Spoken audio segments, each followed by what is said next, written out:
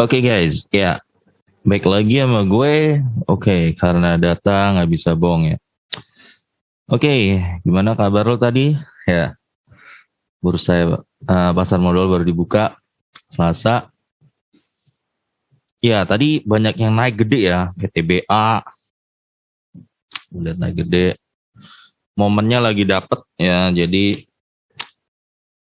ya naik gede. Berapa persen sih tadi? 7 ya. ITMG juga gue lihat tadi naik. Tembus ya all time high ini ya.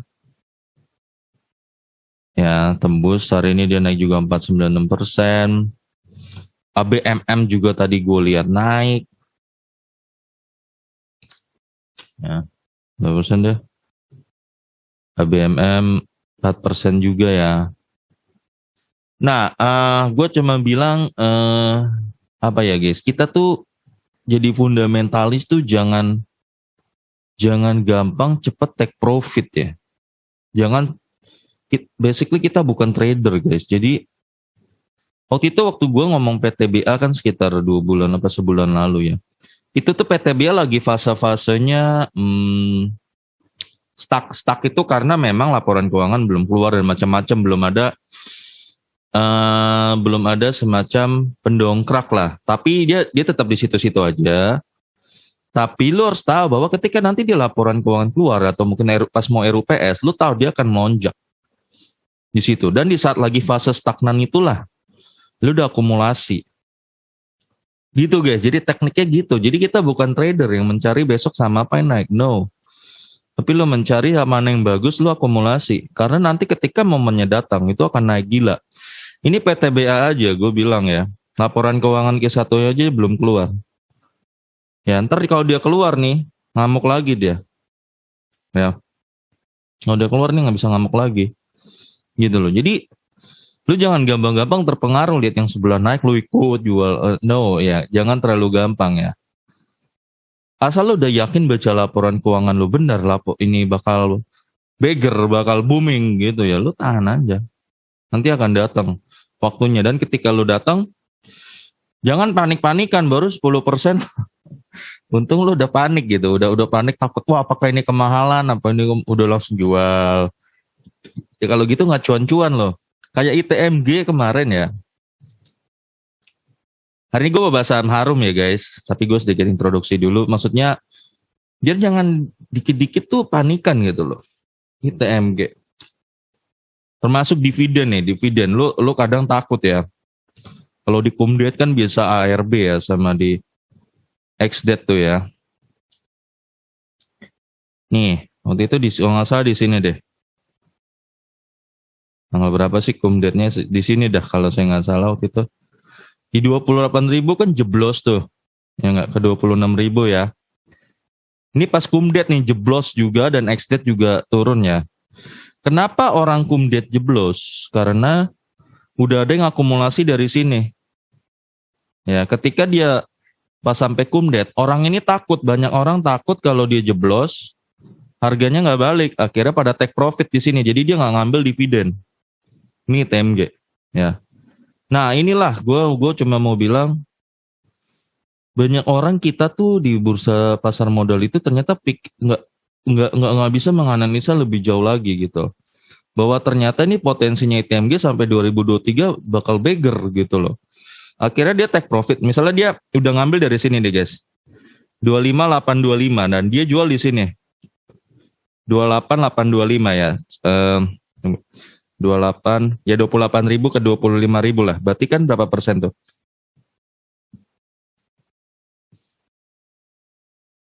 Ini alasan kenapa di Kumdet itu sekarang belakangan banyak ARB ya, terutama yang dividennya gede. 12% ya. Nah, jadi ada orang yang sudah akumulasi di sini guys, ya. Waktu itu di mana? Ya di sinilah. Mana sih? Ini TMG bukan sih? Gimana sih DRB-nya? Kumdet bentar. Kumdet ITMG itu. Bentar ya, sorry. Ya, 1 April ya, 1 April. Oke, 1 April.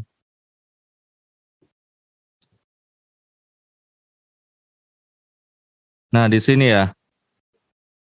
Nih, 28.000 turun ke 26.000 lah. Ya, nah, kan dia dividen yieldnya 3.000, 10%-an ya. Nah, karena dia udah take dari sini guys, dari 25.000 mungkin ya, ada yang udah lebih ya.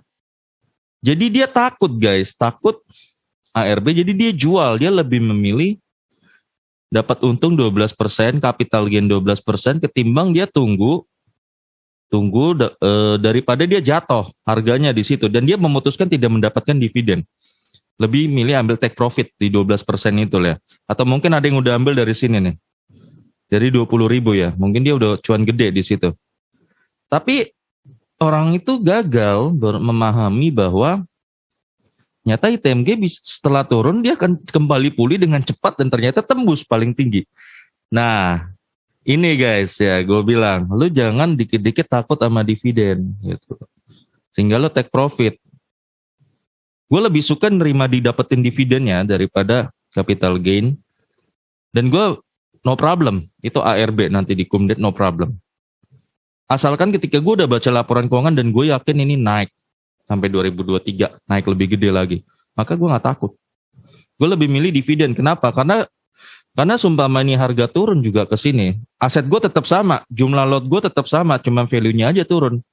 Dan kita udah bisa prediksi bahwa dia bakal pulih dalam berapa minggu udah pulih dan kemungkinan bakal naik gede. Nah, sekarang terbukti kan ITMG setelah turun di Kumdet ini, sekarang dia menyentuh harga yang tinggi banget nih, 33.000. Oh, bukan all time high ya, ternyata ada yang pernah ada all time high segini. Nah, dia menyentuh nilai yang sangat tinggi sekali sekarang guys, 33.000. Ya, melampaui yang kemarin. Nah, akhirnya intinya kita nyesel ya, harusnya ya. Lalu jual di situ harusnya lu nyesel gitu loh. Nah, kayak gitu guys ya. Jadi kita harus pikir lebih panjang lagi gitu loh. Untuk tahun depan masih layak apa nggak? Jangan dikit-dikit takut sama dividen. Dividen trap ya, jangan dikit-dikit takut. Pasti turun lah, namanya dividen kan orang berebutan ya. Ya, sekarang gue mau bahas Harum ya, energi.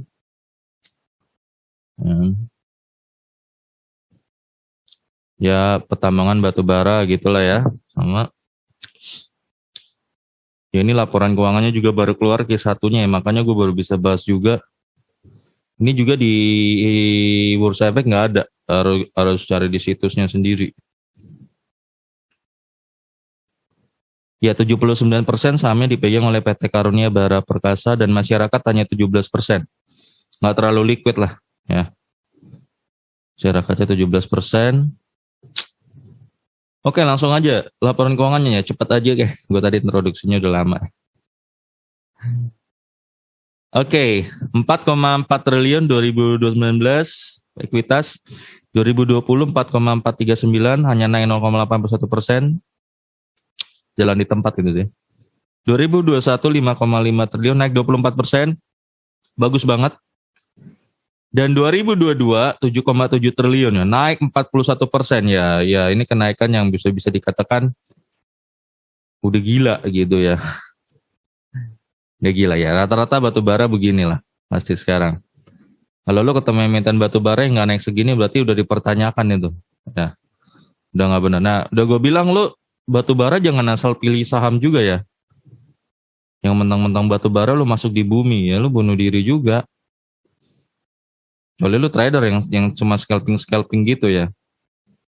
Kalau lu investor jangan deh. Ya, kayak gitu-gitu. Ya juga track record perusahaan itu gimana, siapa orang-orang di baliknya, penting juga. Ya. Dan yang terutama hindari perusahaan yang nggak pernah bagi dividen ya. Perusahaan yang gue sebutin tadi tuh nggak pernah bagi dividen ya kan. Simple, that's it. Jumlah saham beredar 2,7 miliar. Book value 1.600, 2.000, 2.800 ya. Sekarang book value-nya dengan kenaikan book value rata-rata 22%, maka gue bisa proyeksikan book value dia di kuartal 1 2023 3.522. Maka di kuartal 2 ini April sampai Juni, karena per bulan 1,6% naiknya. Kalau gue kali 3 kali nih, maka gue dapat angka 2.943. Berarti book value-nya 2.943 sekarang, April sampai Juni ini. Harga rata-rata saham 1.586, 1.266, 5.486, dan 11.691. Ya. PBV 0,97, 0,77, atau populer 2,69, dan total jadi 4. Sekarang PBV-nya udah 4 ya. Harganya udah 4. Kemahalan nggak PBV 4 ya? Harus dihitung dari laba. Lo harus lihat laba dulu. Ya, baru tahu mahal apa enggak. Ya. Kalau labanya sepadan, dia bisa menjawab. Memang secara teori kan PBV 4 tuh mahal. Tapi kalau dia bisa menjawab dengan labanya ya jadi nggak mahal. Gue kasih contoh. Lo akan ngerti. Jadi makanya kadang jangan terpaku sama PBV juga. Lo harus lihat labanya. Layak nggak dia di harga 4? Lo tahu nggak kalau teman-teman ya guys. Kalau di stasiun suka ada penitipan motor kan. Ya. Dekat-dekat stasiun tuh banyak orang titip motor. Dan tentu usaha penitipan motor menjamur. Dan salah satu yang gue lihat ya, ada tempat penitipan motor ya, lo tau lah gedungnya paling jelek lah.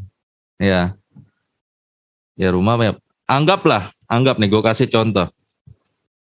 Anggaplah dia cuma bikin penitipan motor itu di dekat stasiun itu modal 200 juta lah. Bang. Ya. Tempatnya juga mungkin nggak ada kesan-kesan mewah, nggak ada sama sekali. Tetapi barang yang 200 juta itu, kalau titip motor berapa sih sekarang ya? Nggak usah lah goceng ya. Anggap dalam satu hari ada 100 motor parkir. Langsung itu.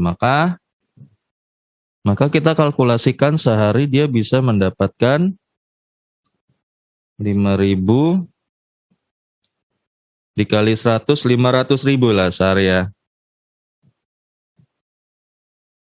Ya 500.000 anggap. Ya. Gaji karyawan dan bulan sewa yang mau jaga anggaplah 2,5. Jadi artinya bersih anggaplah 250.000 sehari. Si pemilik tukang parkir stasiun ini 250.000. Berarti per bulan dia punya potensi mendapatkan 30. Ya, 7.500.000. Ya. Maka dalam setahun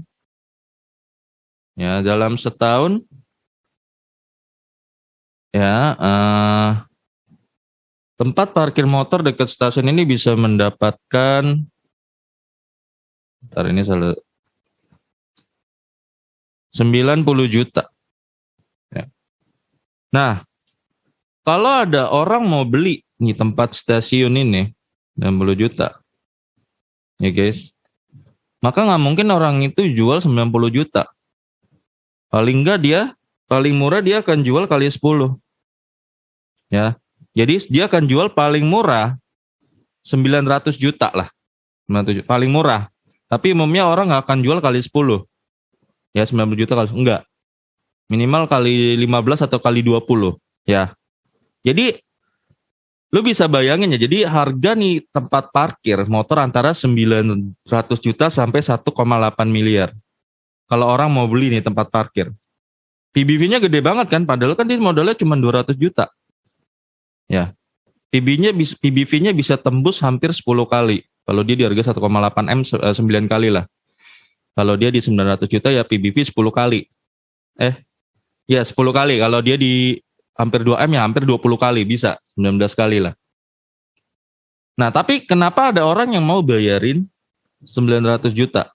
Atau bahkan mungkin 1,5 M untuk bayarin parkiran yang sebenarnya tempatnya juga jelek gitu. Tapi ya kenapa? Karena parkiran itu menghasilkan uang yang besar. Ngerti ya guys ya? Gue harap lo udah paham sama sama analogi gue. Jadi meskipun tempat parkir itu terlihat kumuh, ya mungkin value-nya kalau lu bener-bener ngitung bikin modal sendiri juga nggak nyampe ya 200 jutaan. Tapi kenapa ada orang mau bayar 900 juta atau bahkan 1,5 miliar? Ya karena itu menghasilkan hampir 90 juta per tahun. Ngerti ya?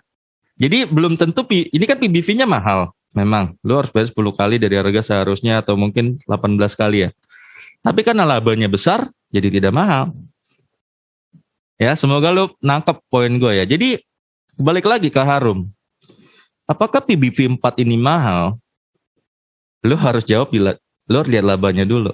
Nah, itu belum bisa gue jawab. Secara teori basically mahal, tapi secara laba belum tentu. Ya, nanti kita lihat. Nah, gue sekarang mau proyeksi harga di 2022 dengan kenaikan PBV rata-rata 11% ya. Karena gue pantau dari labanya nih. Ini labanya guys, gue ngitungnya. 250 miliar ke 894 miliar, dia naik 256%, maka naik hampir 3 kali per tahun ya. Maka per bulan dia naik 11%, maka gue dapat angka 4,51. Gue pakai angka ini ya, 4,51. Maka berpotensi harga proyeksi gue, prediksinya, dia akan tembus di harga 13.272. Ini Harum ya. Akan ke arah sini. Ya. 4,5. Nah, sekarang kita bahas laba ya. Laba ini penting untuk menentukan apakah ini perusahaan layak sampai 2023. Kemahalan atau enggak, atau kemurahan. Ya. Laba 90 miliar, lalu turun 11 miliar, ya. Lalu naik 250 miliar, naik 2000%, dan sekarang 2022 890 miliar, naik 56% ya. Gede banget ya. Naiknya. Dengan ROE waktu itu 2%, ini harus kali 4 ya, karena ini kuartal 1 berarti 8%-an. Sedang nggak terlalu bagus, ini 0,2 jelek ya ROE-nya tahun segini. 2001 4, ini hampir 20%, ini bagus ROE-nya nih 2021. 2022 lebih gila nih, 11 berarti 44%. ROE-nya gila 2022 ya. Ya ini gila. EPS sekarang dia waktu itu 33, 44, ini 4, 92, dan ini udah punya 330 ya. EPS terbesar dalam 4 tahun terakhir ya. Nah ini gue catat dari RTI dapatnya nih EPS yang dia dapetin di kuartal 4, 97, 310 dan 390. Di 2022 dia berpotensi tembus EPS, karena ini tinggal lo kali 4 aja. Ini cara prediksinya ya. Kali 4 aja ya kira-kira 1.200-an EPS dia nanti. Nah lo udah bisa lihat tuh ya. Ya. Gede banget berarti ya. Melampaui ya. Tapi jangan cuma sampai sini aja guys ya. Ada yang ngitung harga wajar itu dia pakai EPS loh. Misalnya EPS sudah tembus segini, maka dia kali 10, 1.200, maka akan dapat di harga wajar 12 ribuan. Gitu ya. Gue pribadi, gue lebih suka pakai DPS ketimbang pakai EPS. Gue lebih suka pakai dividennya. Kenapa? Karena ada perusahaan yang di EPS-nya besar tapi dividennya kecil, karena DPR kecil. Nah, makanya gue lebih suka ngitung pakai dividen. Nanti gue kasih tahu. Kebetulan kasusnya ada di Harum ini. Ya. Kalau lo pakai EPS ngitung dia 12, ini di 12 ribu aja nih ya. Sebenarnya Harum ini udah mulai kemahalan sih. Gue ngomong jujur aja sama lo ya. Kalau lo mau pakai metode EPS ya. Tapi nanti gue akan pakai metode DPS biar lo lebih yakin lagi. Ya.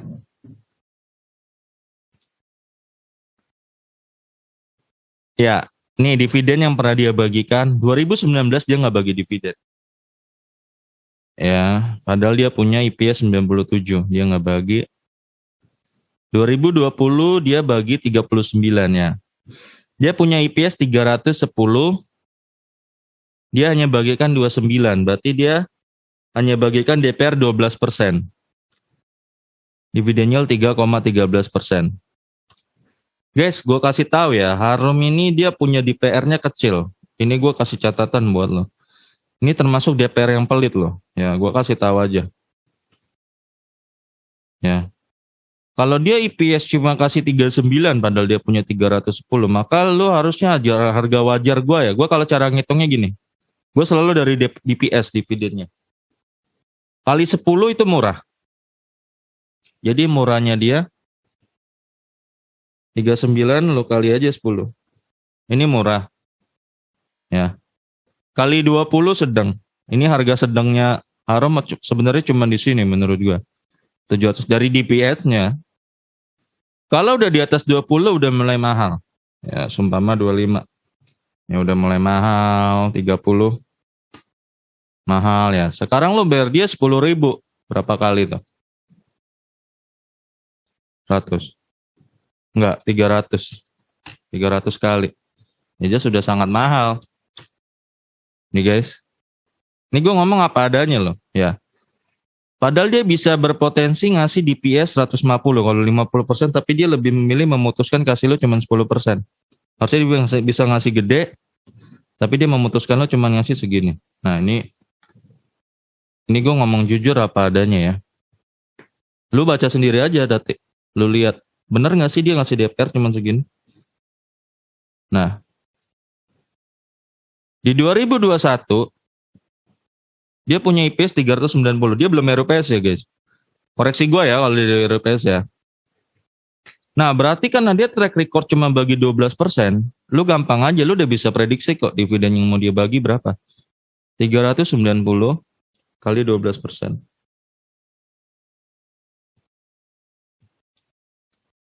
46 doang. Dapat berapa lo? Ya. 0,84% di harga sekarang. Ya. Ya, gue bilangin lo aja. Lo udah bisa predik. Nah, ini gue nggak mau menjelek-jelekan ya. Cuman ya faktanya begitu. Mau ngomong apa? Lo pantau aja RUPS ntar dia bagi berapa.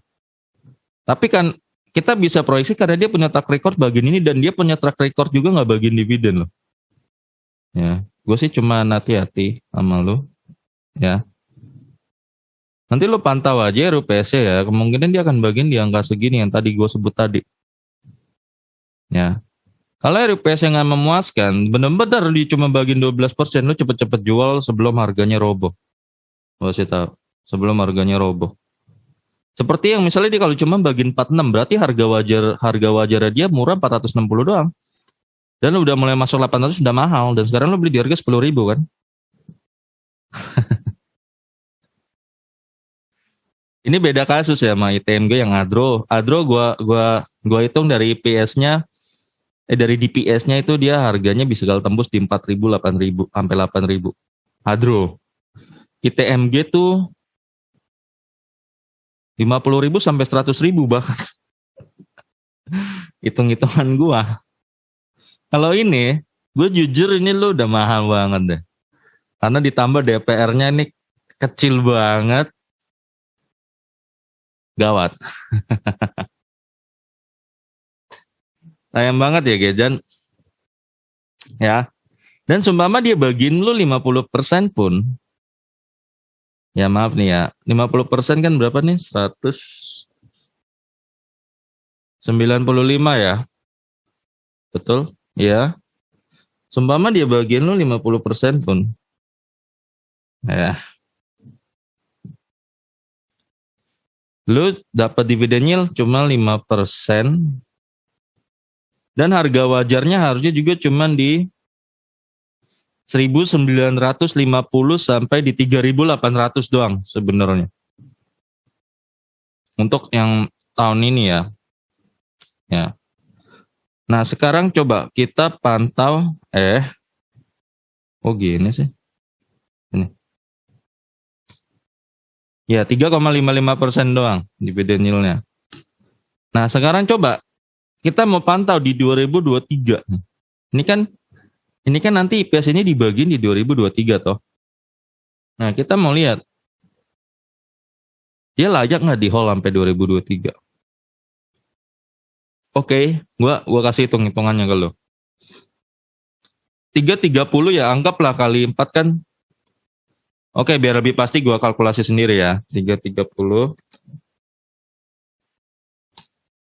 Ya, 1320 ya. Oke, gua rubah di sini. Ini layak hold. Berarti tutup buku 2022, kira-kira dia punya IPS 1320. Nah, karena dia cuma punya track record bagian 12%.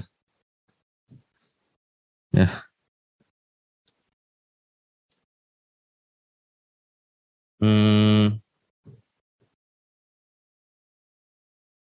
Gimana sih? 12.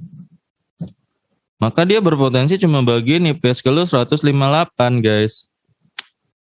Ya, 158. Nah, lo cuma dapat yield atau persen. Ya, ini kalau DPR 12% ya. Berarti harga wajar cuma 1.500 sampai 3.000. Ya. Anggaplah dia bagi 50%, berarti 1.650.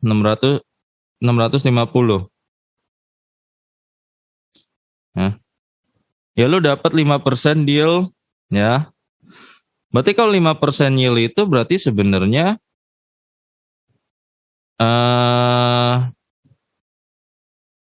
ya harga wajar dia 600. Kalau dia seumpama bener bagi 50% ya guys di 2023 itu kan 650. Berarti harga wajar dia ya kali 10 sampai 20 aja. 6.500 sampai 13.000. Gini. Nah ini harga wajar dia. Kalau bener ya DPR-nya 50% ya. Ini catatan DPR 50%. Sekarang harga ARM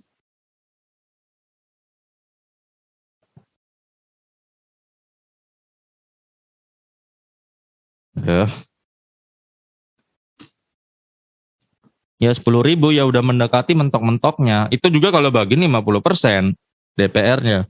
Tapi kalau dia nggak bagi 50% ya seperti yang gue bilang tadi, 198 ya berarti harganya dia ya cuman di sekitar 1.900 sampai 3.800. Udah. Berarti fix sebenarnya ya overprice. Gitu aja overprice. Overprice lumayan berapa kali. Kayak gitu. Karena gue ngitung dari DPS loh. Gue mantau perusahaan yang calon beggar tuh dari DPS-nya. Gue nggak ngitung dari EPS. Karena EPS, karena gue sering ketemu kasus perusahaan yang pelit. Maaf ya, ini termasuk 10% menurut gue udah bisa dikategorikan itu. PELIT. Gitu loh. Oh ya, tadi gue lupa dia PBV berapa ya? Gue lupa. 10.975 ya. 10.975.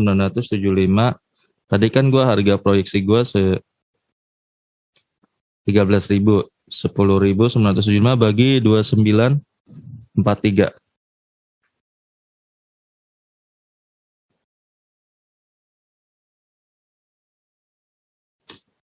Ya, PBV dia berarti sekarang 3,72. Turun ya guys PBV-nya.